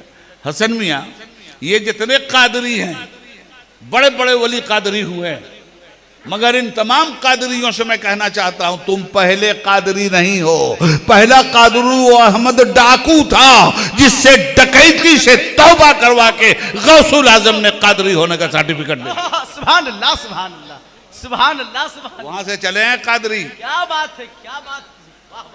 शान ही यही थी, रहजन को रहबर बना देना। जब आदमी अपने अमल की बुनियाद पर इखलास की गारंटी हासिल कर लेता है तो फिर अल्लाह ताला तो कहता है कि मेरा बंदा नवाफिल के जरिए जब मेरा कुर्ब हासिल कर लेता है तो अपने बंदे का मैं हाथ बन जाता हूँ, सुभान अल्लाह, सुभान। जिससे वो पकड़ता है। अपने बंदे की जुबान बन जाता हूँ जिससे वो बोलता है। अपने बंदे का पैर बन जाता हूँ जिससे वो चलता है। अपने बंदे का कान बन जाता हूँ जिससे वो सुनता है। अपने बंदे की निगाह बन जाता हूँ जिससे वो देखता है। क्या मतलब? अब ये जितनी निगाह को और हाथ को पैर को ताकत दी गई थी, अब इतनी ही ताकत नहीं रह गई। अब एक अतिया रब्बानी की ऐसी ताकत आ गई कि जरा संभल के फकीरों पे तबसरा करना। जरा संभल के फकीरों पे तबसरा करना। ये लोग पानी भी सूखी नदी से लेते हैं। जरा संभल के फकीरों पे तबसरा करना। ये लोग पानी भी सूखी नदी से लेते हैं। सरकार गौसुल आजम तालीम हासिल करने के बाद 40 साल की उम्र तक मुजाहिदे से भी गुजरे और जो नुमाया काम करके उन्होंने दिया। फरमाया गया कि जो आदमी किसी मुर्दा सुन्नत को जिंदा कर दे उसे शहीदों की सफ में खड़ा किया जाए। मुर्दा सुन्नत को जिंदा करने का क्या मतलब? रसूल पाक के जरिए जो सुन्नतें साबित हैं उनमें कुछ सुन्नतें अगर हमारे अमल से बाहर निकल गई हैं, गोया हमने उन्हें मुर्दा कर दिया है। उन्हीं सुन्नतों को अपने अमल में जारी कर देने का नाम जिंदा करना है। ये जिंदगी गौसुल आजम ने दी है। माशाअल्लाह। इल्म वर्षे आदम है, तो इल्म हासिल किया उन्होंने। और जब वो पढ़ाने के लिए बैठे हैं तो इल्म हासिल करके निकले नहीं थे। अजमी अरबी थे नहीं, ईरानी थे, अरबीयुन नस्ल नहीं थे। खानदान जरूर उधर से आया था। अब जब पढ़ चुके, पढ़ने के जमाने का एक वाकया सुना दूं और मैं बिला दलील बात नहीं करूंगा। वाह वाह, पढ़ने का जमाना है हज़रत। एक दिन पढ़ के निकले तो देखा एक बड़ी भी बूढ़ी माँ एक दरख्त को पकड़ के हिटक हिटक के रो रही। तो गौसुल आजम ने कहा, जमाल कायदे से सुन लो, ए टेलीफोन इधर सुनो, वो बंद करो। देखा कि रो रही है वो, तो हुजूर गौस पाक की उम्र ही क्या थी, 18-19 साल की उम्र, करीब गए और जाके कहा, माँ क्यों बिलक बिलक के रो रही है? यहां से भी फितरत है कि किसी के आंसू देखो तो जाके मदद कर देना। क्या बात है, सुभान अल्लाह, सुभान। क्यों रो रही हो? अरे कहा, तुझे अटखेलियां सूझी है, हम बेजार बैठे हैं। जा बच्चे जा, तुझे इससे क्या मतलब? मेरे आंसुओं की हैसियत तू नहीं जानता। मेरे आंसुओं के पीछे क्या दर्द है वो तेरे जैसे बच्चों को नहीं मालूम। कहा, माँ मैं तो बिला तेरे आंसुओं की हकीकत जाने हुए यहां से नहीं हिलूंगा, बता मामला क्या है? कहा, अच्छा बताओ तुम्हारा नाम क्या है? कहा, मुझे अब्दुल कादिर जीलानी कहते हैं। कहा, लो तो फिर सुनाती हूं, तुम इसी मदरसे में न पढ़ते हो? कहा, हाँ। कहा, मैंने एक मन्नत मानी थी अल्लाह से, या अल्लाह मेरे बेटे को बेटा दे दे, मैं एक पोता अपनी गोद में रख के खिलाऊं,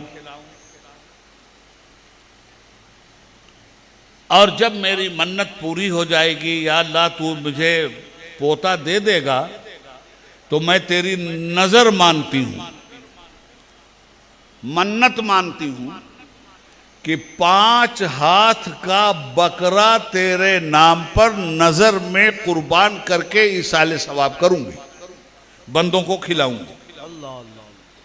अब्दुल कादिर क्या बताऊं तुम्हें, अल्लाह ने मुझे पोता दे दिया, अब मैं चली अपनी मन्नत पूरी करवाने। मार्केट में गई तो 2.5 हाथ से बड़े बकरे मिल नहीं रहे थे। मैंने 5 हाथ के बकरे की मन्नत मानी थी। मैंने कहा अब क्या करूं? तो चलो उलमा से पूछूं, फतवा लूं। और याद रखना, बड़ी तल्ख बात कह रहा हूं, हर दौर में फतवे बिके हैं और आज भी फतवे बिक रहे हैं। यजीद जैसे नाबकार ने भी अपने नाबकार मुफ्तियों से इमाम हुसैन के कत्ल का फतवा लेके इमाम हुसैन को शहीद करवाया था। ये फतवों के दल्लाल, ये कुरान के ताजिर मज़ारे शहे अंबिया बेच डालें। हर दौर में फतवे बिके हैं।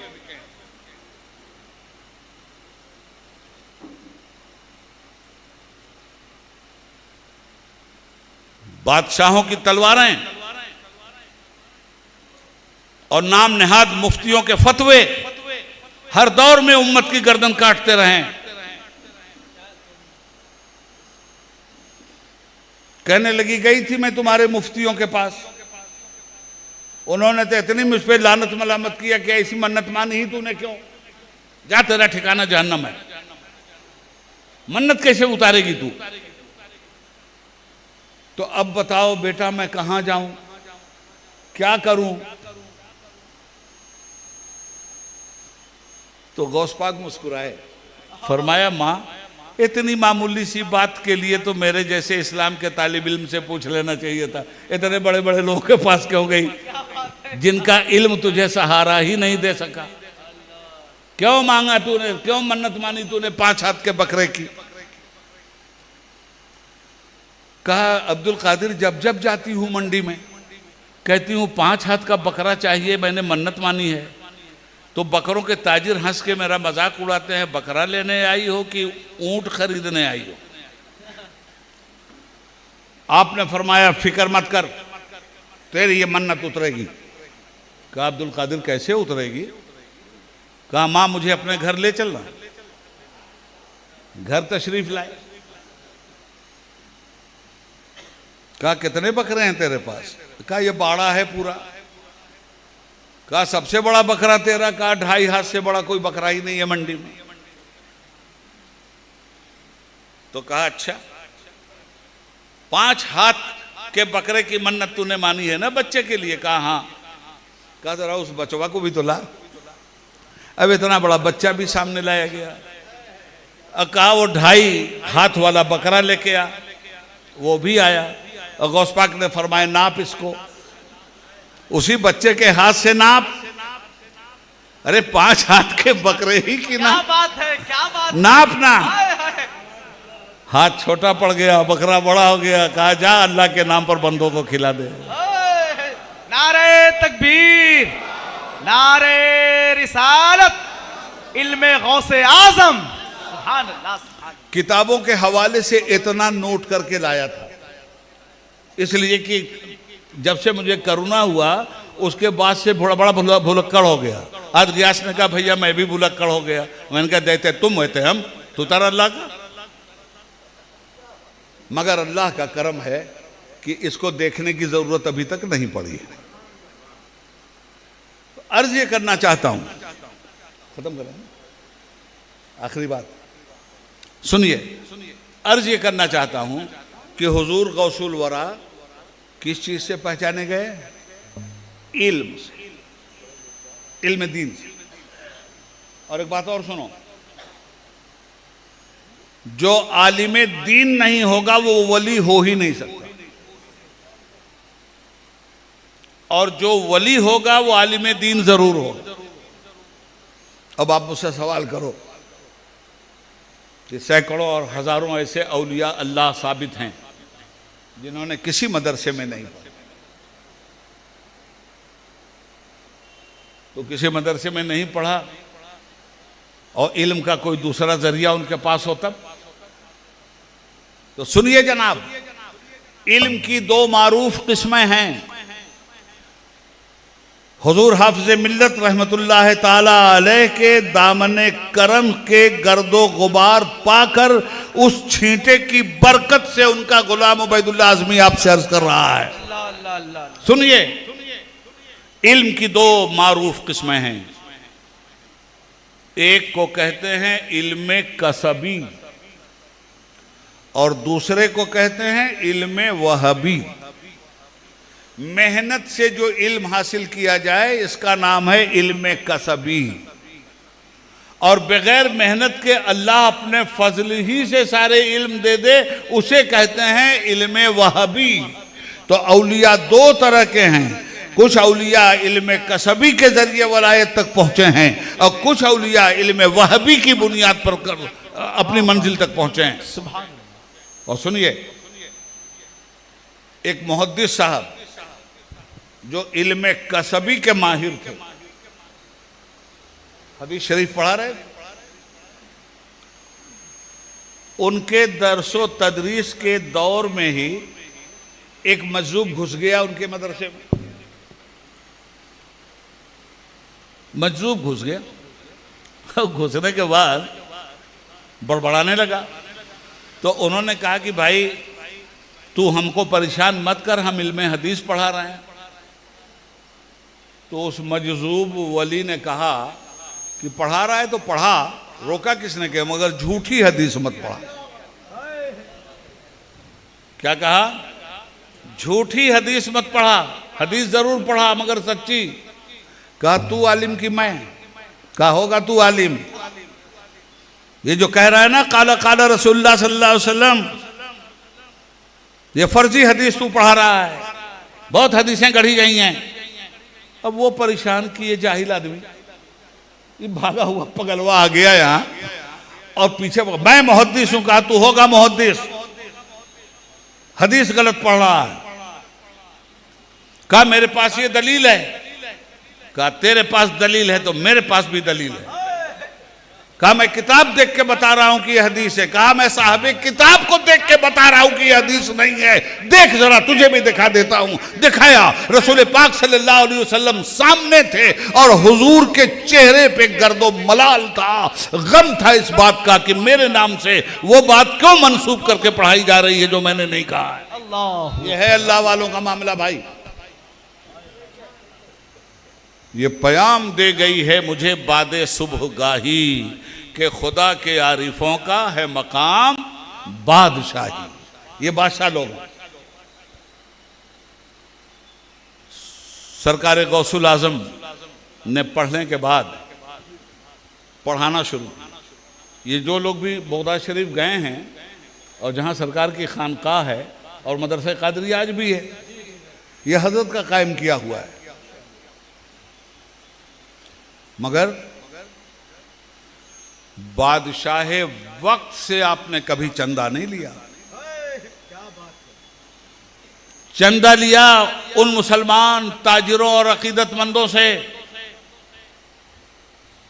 जिनकी मेहनत और मुशक्कत की कमाई की खुशबू उनके पसीने से आ रही थी, और यूनिवर्सिटी बनाई। उस इलाके का नाम बाबू शेख बन गया, पड़ गया। पढ़ाने के लिए बैठे, धीरे धीरे शोहरत बढ़ती गई, और जहां से पढ़ा था वो कोई मामूली मदरसा नहीं था। हुकूमत सल्जूकिया के वजीर आजम निजामुल मुल्क तूसी, ये जो मशहद है ना, इमाम रजा अलैहिस्सलाम का मज़ार जहां है, वो उस इलाके का नाम तूस है। तो निजामुल मुल्क तूसी था, उसको शौक हुआ मदारिस बनवाने का। वो मदरसा बनाता रहा और जगह जगह फैलाता रहा। और जिस मदरसे में पढ़ा है आपने, उसके वाइस चांसलर और प्रिंसिपल मामूली नहीं होते थे।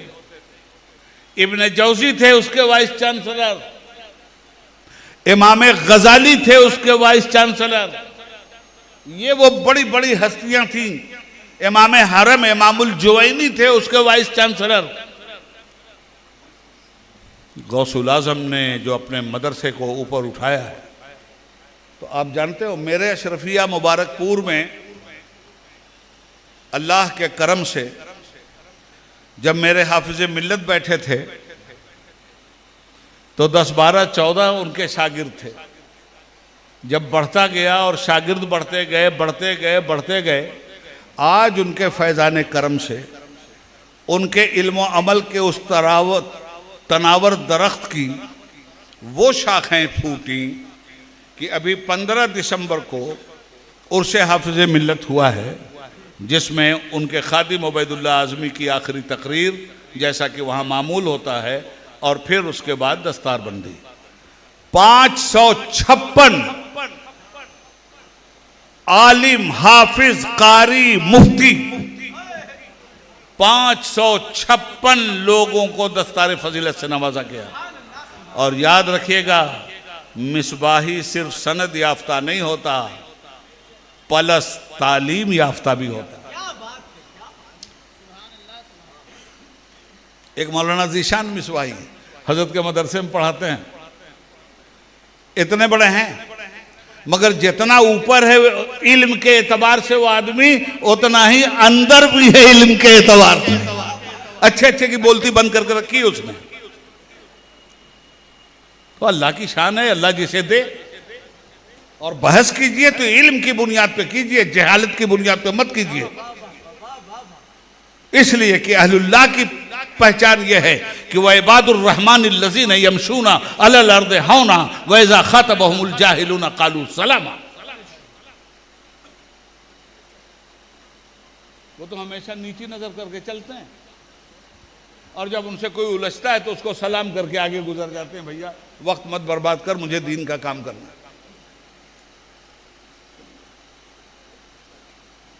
तो हजरात, सरकार गौसुल आजम ने जब पढ़ाना शुरू किया, हुजूर गौसुल आजम के मदरसे में जगह नहीं रह गई, वेटिंग लिस्ट का मामला बहुत बढ़ गया। और गौसुल आजम के सदक़े में हमारे अशरफिया में भी वही होता है। मुबारकपुर में 1000 बच्चों को अगर लेना है तो 3-4 हज़ार बच्चे आते हैं, लें कहाँ से उनको? और तालीम का मामला ये कि हमारे शेखुल हदीस थे मदरसे के खैरुल अस्किया मौलाना मोहम्मद अहमद मिसबाही साहब। मेयार का मामला ये कि उनका बेटा दूसरे मदरसे से टॉप करके आया, अशरफिया में टेस्ट दिया। कहीं से भी आप पढ़ के आइए, अशरफिया में टेस्ट देना होगा, टेस्ट में कामयाब हुए तो ही लिया जाए। शेखुल हदीस का बेटा टेस्ट में कामयाब नहीं हुआ तो इत्तलान अर्ज है कि शेखुल हदीस के बेटे का भी एडमिशन नहीं हुआ अशरफिया में, उन्हें फिर 1 साल जाके बाहर पढ़ना पड़ा। तो एक मेयार रखा है हमने। हम नहीं चाहते कि इल्म के नाम पे गधे पैदा हों। हम चाहते हैं कि इल्म के नाम पर वो शहबाज पैदा हों जो फितरत की सन्नाइयत से गुफ्तगू करते हुए ऐलान करें, मैं कहां रुकता हूं अर्शो फर्श की आवाज से, मुझको जाना है बहुत ऊंचा हदे परवाज से। अल्लाह का करम है कि आज पूरे हिंदुस्तान में जहां जहां भी अहले सुन्नत व जमात के मदारिस हैं,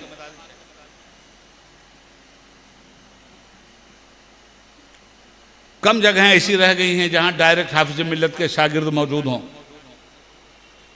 अब उसके बाद जो सिलसिलतुल ज़हब चला है तो हाफिज मिल्लत के शागिर्द वहां मौजूद हैं, उनके शागिर्दों के शागिर्द वहां मौजूद हैं। शाज़ो नाजिर ही कोई मदरसा ऐसा हो जहां मिसबाही ना हो। तो आज दरसो तदरीस का जो आबे हयात रवा दवा है वो उसी अशरफिया जैसे समुंदर की गोद से छलकती हुई सोनामी है जो पूरे कुर्रे अर्ज पर ऐलान कर रही है कि हाफिज मिल्लत की मरकत से ये आवाज आती है, कहां कहां मुझे रोकोगे बंद बांधोगे, मैं चढ़ता दरिया हूं हर समत बहता जाऊं। हजरात मोहतरम, गौसुल वरा दिन भर में 13 सब्जेक्ट पढ़ाते थे। 13 सब्जेक्ट। आज कलेजा बड़े से बड़े आलिम का मुंह पे आ जाएगा।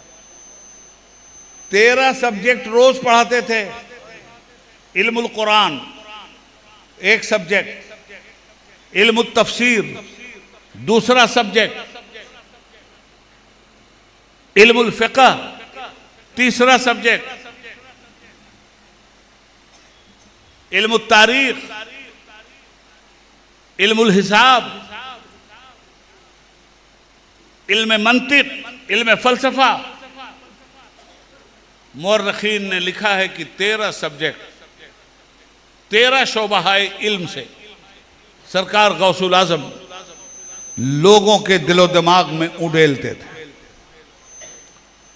आज ये बैतुल मुक़द्दस खतरे में है। गौसुल आजम के जमाने में भी बैतुल मुक़द्दस हमारे हाथ में नहीं था,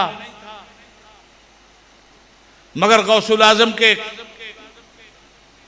मदरसे और उनकी यूनिवर्सिटी से निकलने वाले तलबा जो निकलते थे तो कुछ तो रजाले इल्म होते थे,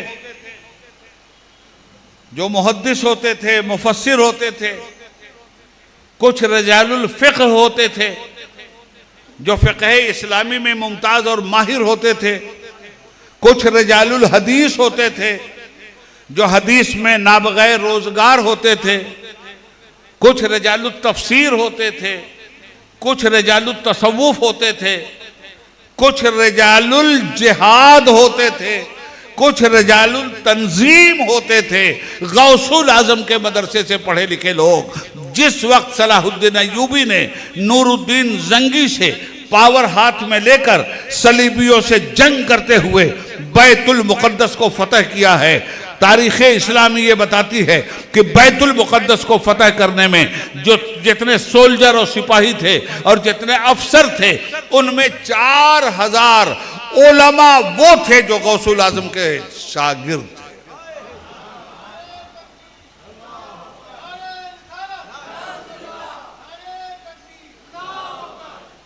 तीन 3000 उलमा और फजला की दस्तार होती थी साल में। तकरीर नहीं करते थे, हिचकिचाते थे। कुछ लोग होते हैं ना, इल्म बहुत ज्यादा, जुबान नहीं खुलती। तो फिर आपने सुना कि सरकार दो आलम सल्लल्लाहु अलैहि वसल्लम ने हुक्म फरमाया तुम्हें बोलना है, और बोल नहीं रहे हो। हुजूर कैसे बोलूं, मैं अरबी नहीं हूं, अजमी हूं, बड़ी फसाहत और बलागत की जुबान है, कैसे बोलूं। मशीयत कह रही थी ऐसे ही बोल जैसे अली बोले थे, ऐसे ही देख जैसे तेरे बाप अली ने देखा था। उनकी भी आशोबे चश्म थी। मुस्तफ़ा ने अपना लुआबे दहन लगाया तो देखने लगे। वही लुआबे दहन अब्दुल कादिर मैं तेरे मुंह में डालता हूं, तू भी बोलेगा। और जो बोलने पे उतरे हैं दोस्त ना, तो हम तो ये सहारा लेके बोल रहे हैं 1000 आदमी तक आवाज पहुंचाने के लिए। वो जब बोलते थे तारीख बताती, ऑथेंटिक तारीख बता रहा हूं, अफसाना नहीं।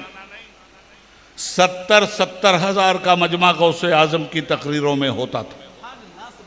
और उनके बेटे सैयदना अब्दुल रज़्ज़ाक़ रज़ी अल्लाह ताला अन्हु फरमाते हैं कि मेरे बाबा जब तकरीर करते थे तो रोज का आलम में ये देखता था कि जब तकरीर जलसा खत्म होता था तो 2-4 जनाजे भी वहां से उठते थे। अल्लाह क्या खशियत मौला का जाम पिलाते थे, क्या इश्क़ रसूल का जाम पिलाते थे, क्या जन्नत और जहन्नम के नज़ारे करवाते थे, क्या रज़ाओ बीम की हालत से गुजारते थे, किस तरह मौला की बारगाह करम के छींटे देते थे। गौसुल आजम 70 हज़ार के मजमे को एड्रेस करते थे। ये लाउड स्पीकर नहीं था। और कमाल ये था कि सामने बैठा हुआ जो सुन रहा है जितनी ताकत से उतनी ही मुअस्सर आवाज आखिरी आदमी तक भी पहुंच रही थी। सुभान अल्लाह। अक्ल अय्यार है सौराह बना लेती है, इश्क बेचारा न मुल्ला है न वाइज न हकीम। अल्लाह। इश्क को क्या अगरचे मगरचे।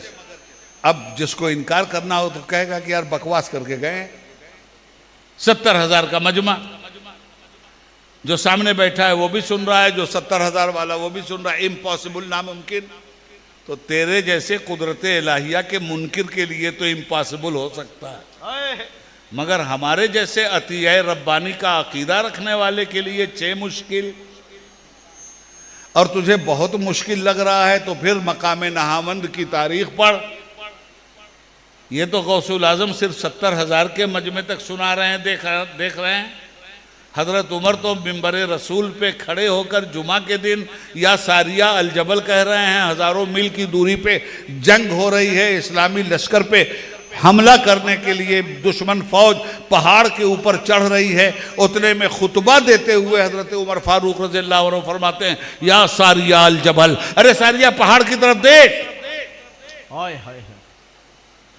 साहबा परेशान थे कि मदीने में खुतबा दे रहे हैं, सारिया 1000 मील की दूरी पे जंग लड़ रहे हैं और सारिया को ये पुकार रहे हैं। तारीख नोट कर ली गई।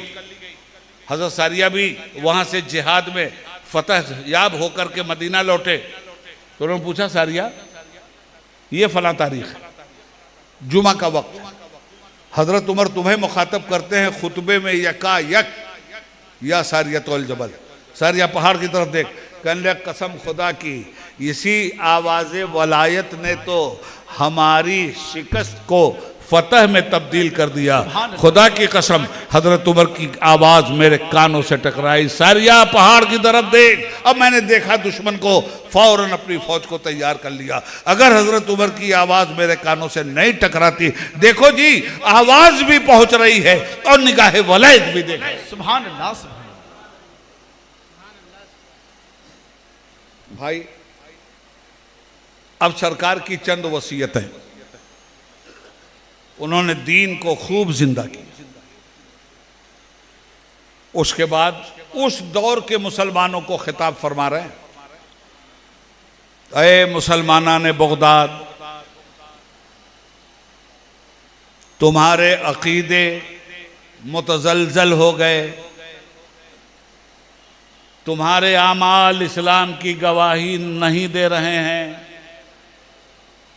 तुम्हारी बदआमालियाँ इस्लाम के नज़रिए तिहारत को शर्मिंदा कर रही हैं, तुम्हारी दीन से गफलत तुम्हें हलाकत के गड्ढे तक पहुंचा रही है। बहुत दर्द के साथ गौसुल वरा इस तरह की तकरीर फरमाते थे, बहुत दर्द के साथ।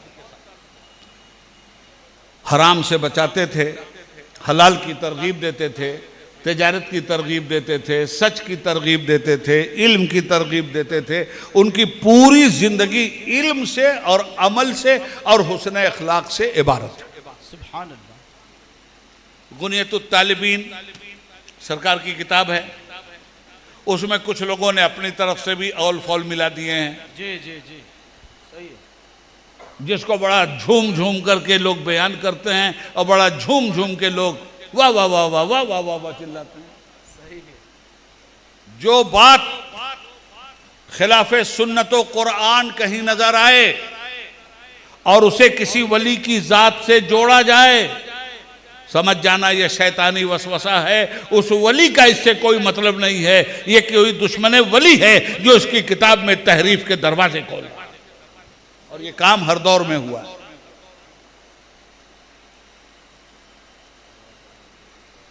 माशाअल्लाह ये कौम गौसुल आज़म से मोहब्बत करने वाली कौम है, और 11वीं के महीने में तो वो मोहब्बत खूब दिखलाई देती है।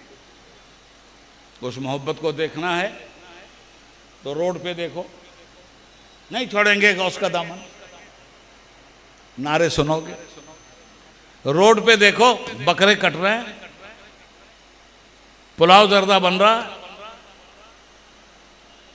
खाया पिया जा रहा है।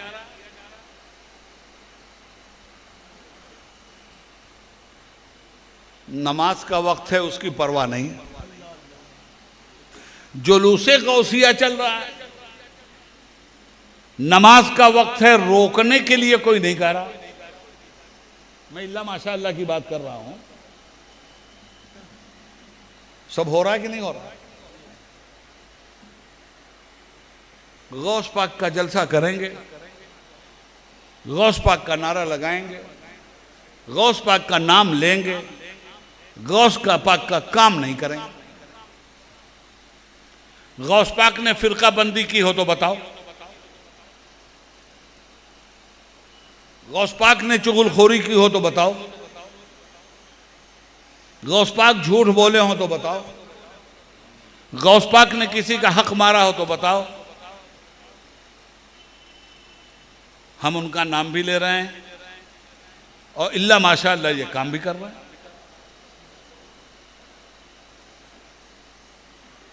इसलिए उनकी उस बात पे अपनी गुफ्तगू खत्म कर रहा हूं और आपको भी महमेज कर रहा हूं और आपसे एक सवाल करूंगा, आखिरी बात। ये 11वीं किसकी? आप कहेंगे सैयदना शेख अब्दुल कादिर जिलानी की। ये न्याज किसकी?